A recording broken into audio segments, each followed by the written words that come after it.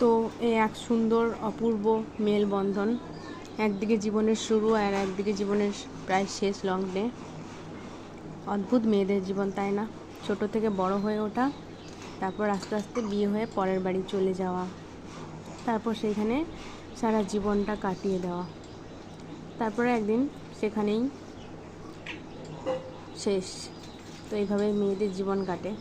তো একটা মেয়ের জীবনেই শুরু হচ্ছে আর একজন অন্তিম লগ্নে। কি অপূর্ব সুন্দর লাগছে, তাই না? এটা আমার ঠাকুমা আর এটা আমার মেয়ে,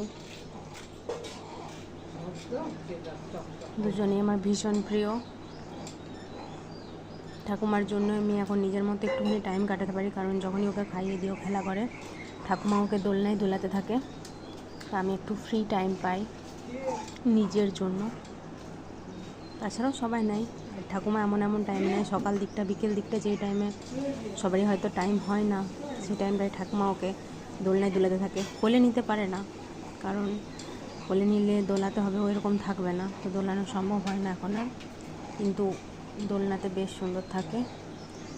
দুজনের এক এক অপূর্ব সুন্দর দৃশ্য, যেটা আমি চাই সারা জীবন এই ভিডিওটার মাধ্যমে রয়ে যাক। পরে হয়তো কোনো দিন যখন আমার মেয়ে অনেক বড় হয়ে যাবে, আমার ঠাকুমা হয়তো থাকবে না, তখন যেন আমি এটা দেখতে পারি, এই সুন্দর মুহূর্তটা, আর ওকেও, আমার মেয়েকেও দেখাতে পারি ও বড় হলে, যে দেখো এটা ছিল আমার ঠাকুমা।